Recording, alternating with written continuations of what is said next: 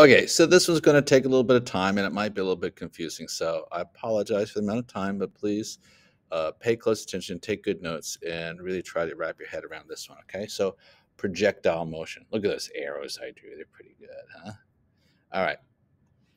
So first of all, when an object is in free fall and has both horizontal and vertical motion, the vertical component is constantly changing while the horizontal one is staying the same. So because its velocity is constantly changing, sometimes it might be better to think in terms of speed rather than velocity. Or velocity is a vector, has both a direction and a magnitude, and the magnitude and direction are constantly changing. But a lot of times they're more interested in the speed. So how would I go about finding the speed of this? Well, I could find its instantaneous speed, the speed at any given moment shown. I can find by using the Pythagorean theorem. Right? So I just say, okay, well, if it has a horizontal component of 40 and a vertical component of 50 meters per second, I'm going to use those two. I'm going to use tip to tail, and that's going to give me the resultant vector is this one here, and the magnitude of that resultant vector is going to be 40 squared plus 50 squared, take the square root, and I find that the speed of the object is 64 meters per second. I could also call it the velocity. Its velocity is 64 meters per second, but then I have to calculate what the angle is, and I'm really not that interested. I just want to know how fast is this thing moving, right? So that's it's an interesting set of questions we can ask about what happens to the speed of an object as it moves through its trajectory. All right, so imagine I have an object that was launched with 30 meters per second of vertical velocity and a 20 meter per second horizontal component of motion. Now remember, the vertical motion is going to undergo gravitational acceleration at -10. I'm going to set the initial motion as positive, so I'm going to say acceleration is negative. So what I'm going to find is that the vertical velocity is going to go from 30 to 20 to 10 to 0 to -10, -20, -30. But the whole time, it's going to travel constantly 20 meters per second horizontally. That's never going to change. So I want to draw some motion graphs, a lot of them here. I want to draw a vertical velocity graph and a horizontal velocity graph, a speed graph, that's not a vector graph, a vertical acceleration, horizontal acceleration, vertical position, horizontal position. Well, let's get on it, okay? So let's start off with the vertical velocity. So the vertical velocity, I have an initial velocity of positive 30, so 30 in the positive direction.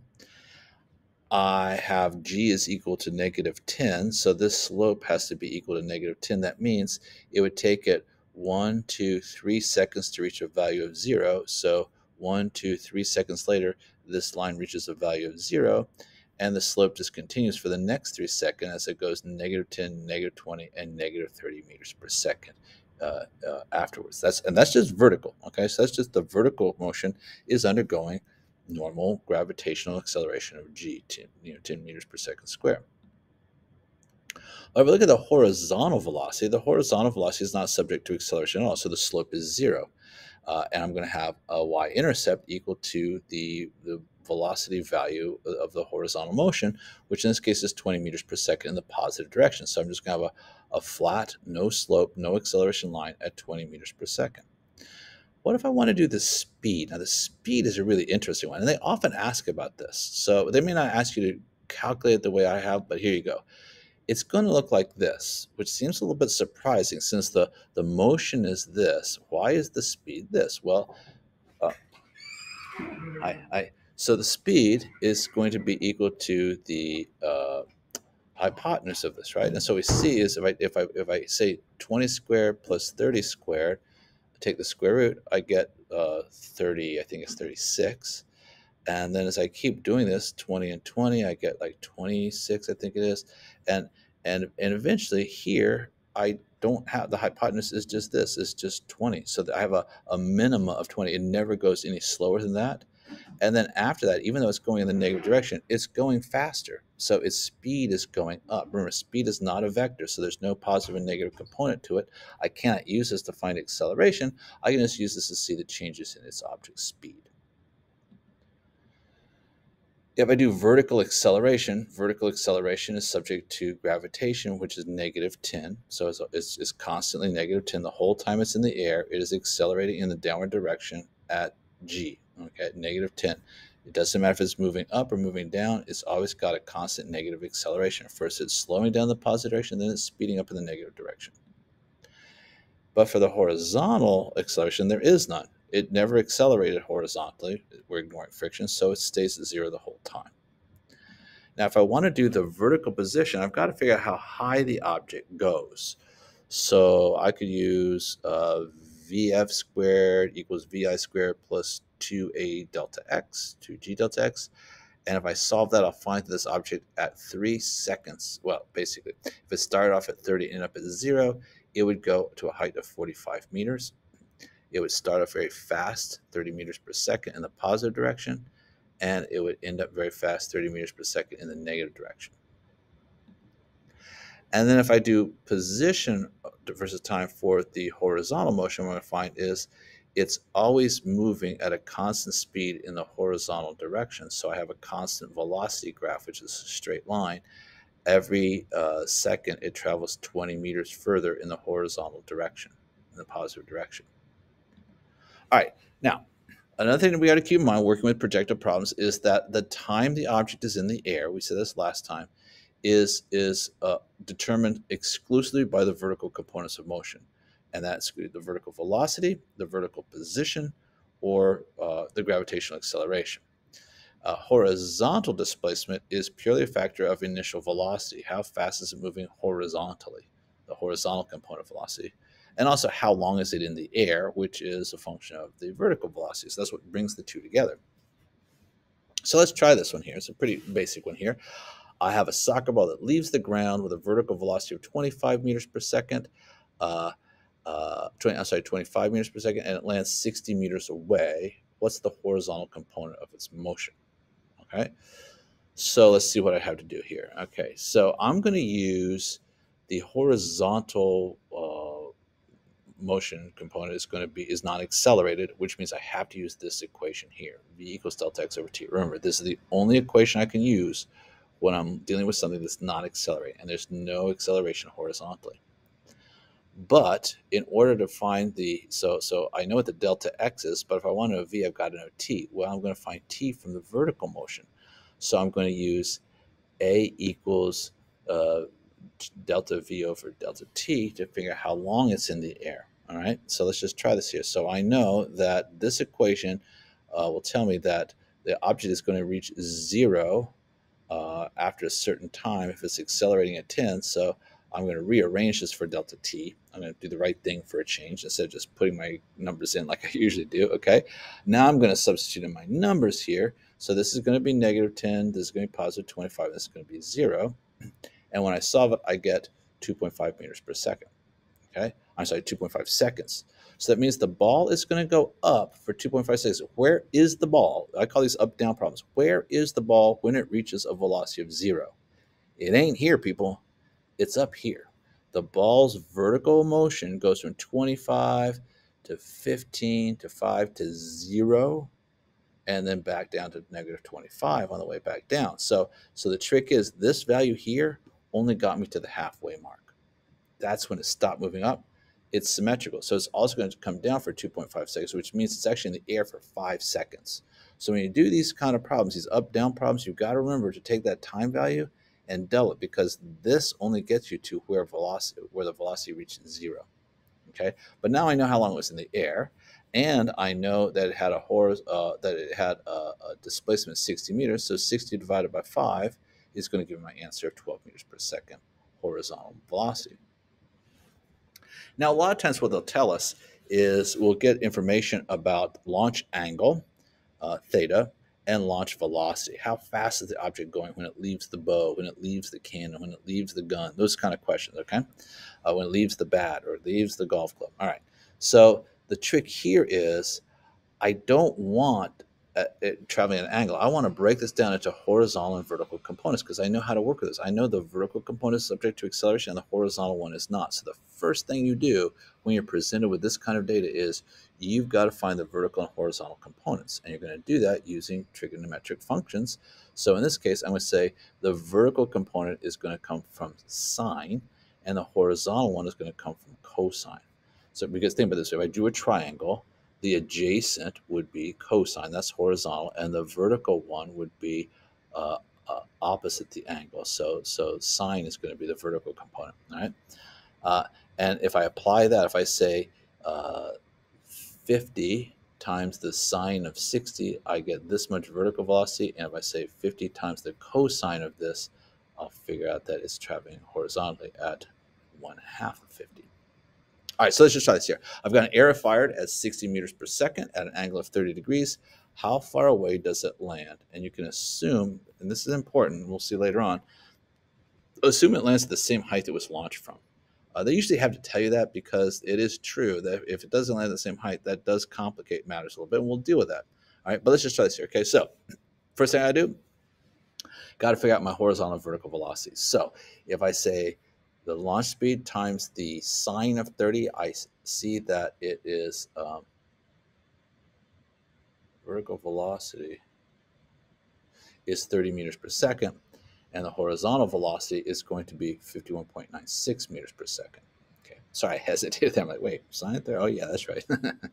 Okay, so now I know how fast it's traveling horizontally and vertically. So to find the horizontal motion, I need to use this equation. It's the only one I can use. But the problem, again, is I need to know time, and this is the information that's going to give me time, is the vertical motion. So in this case, I'm going to solve this for VT, but to find T, I'm going to have to use this equation because I know at the apex, the velocity is 0, and I know what the initial velocity was, and I know what this is, so I can solve for the T that it has, the T that gets it to the apex.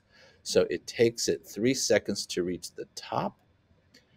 And by the way, if there are whole numbers like this, it's just really easy. If I know 30 meters per second, and I know it's 10 meters per second squared, this is going to be 3 seconds. Anyway, that got me to the top. It's got to come back down, so it's actually going to be 6 seconds.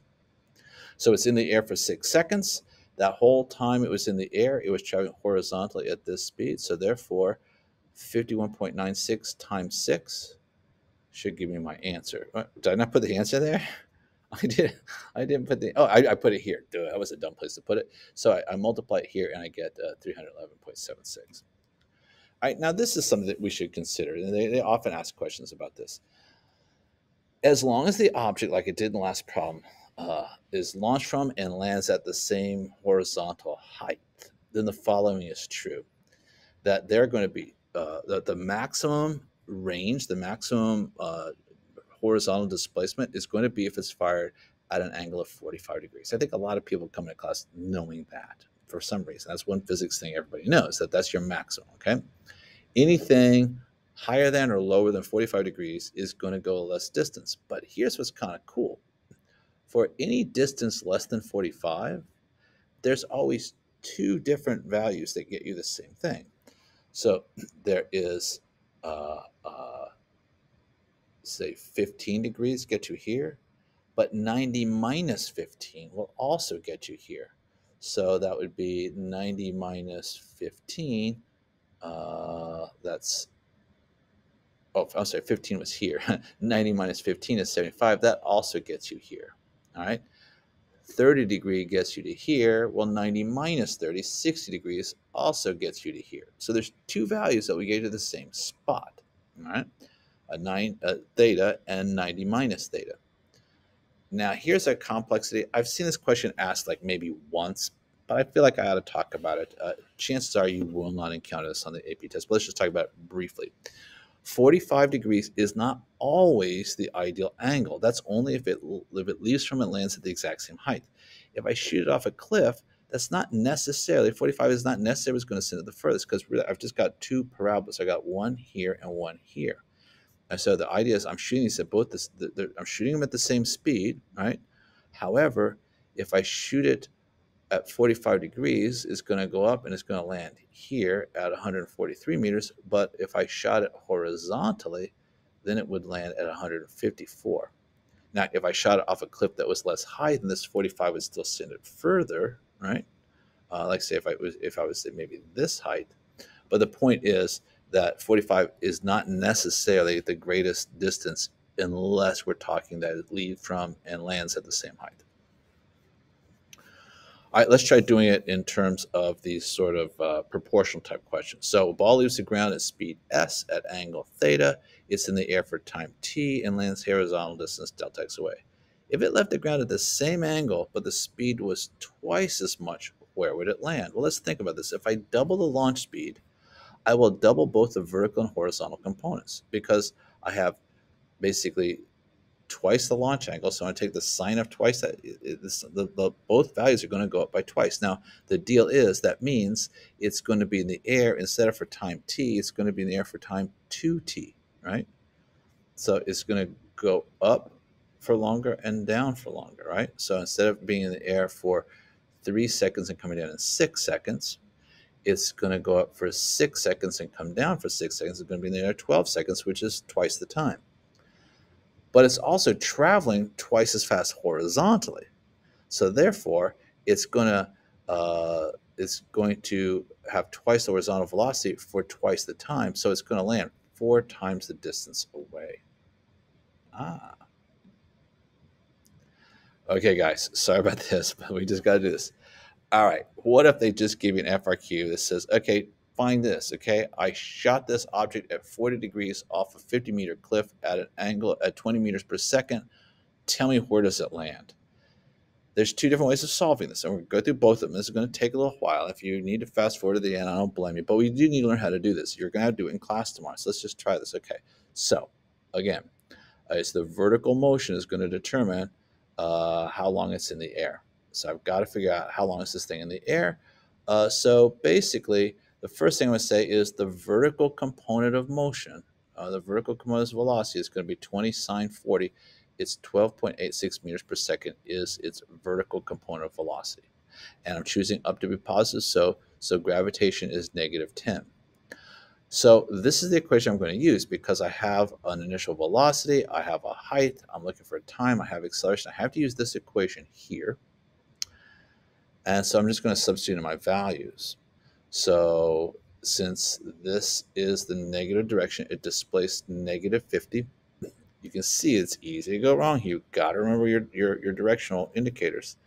The initial velocity is positive 12.86 times t, minus 1/2, well, plus 1/2 -10. So 1/2 -10 is -5. So plus -5 would just say minus 5t squared. Hey, you know what? That's basically time to use the quadratic formula because I'm looking for t and t squared. I want to know what t is. I got to use the quadratic. So I'm going to rearrange this way. This is the setup for the quadratic. I've got to rearrange this way. So basically what I'm going to do is I'm going to take this 50, I'm going to add it to both sides to bring it over here to make this equal to 0. And then I'm just going to move these around, and I'm going to end up with this. So I'm going to say -5t squared plus 12.86t plus 50 because I added to that side. Now I'm just going to use Pythagorean. Now, if you got a TI Inspire, you can just type in solve, okay? Otherwise, it's a little bit tricky. Your math teacher tell you to do it. I'm not going to go through it all. It's a pain, okay?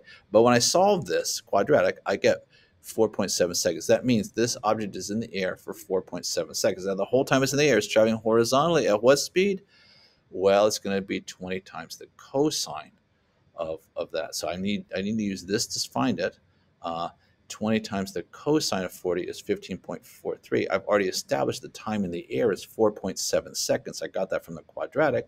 So now I just have to multiply these two values together, and I see that it's going to land 72 meters away.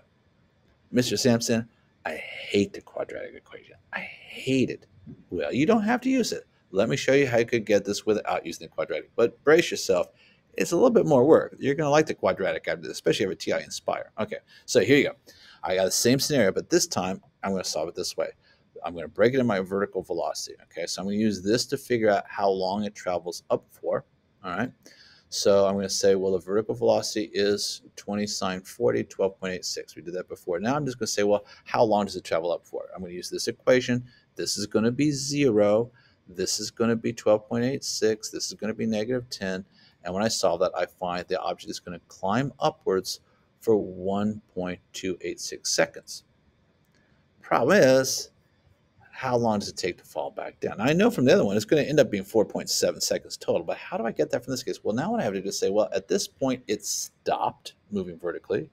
Now it's simply like I just dropped it and let it fall. Well, that's when you use delta H equals 1/2 GT squared. Okay. Oh, first of all, I want to do is I want to figure out how high it went, okay? Because I can't use that until I know how high it went. So first I got to say, well, I know that the final velocity is 0. I can use this to figure out how much higher above the cliff it climbed. So I'm going to solve this here, and I find that it climbed to 8.26 meters above its launch place in that 1.286 seconds it was traveling upwards. So now it's going to fall from here downwards. So that means it's going to fall 50 plus 8.26 meters.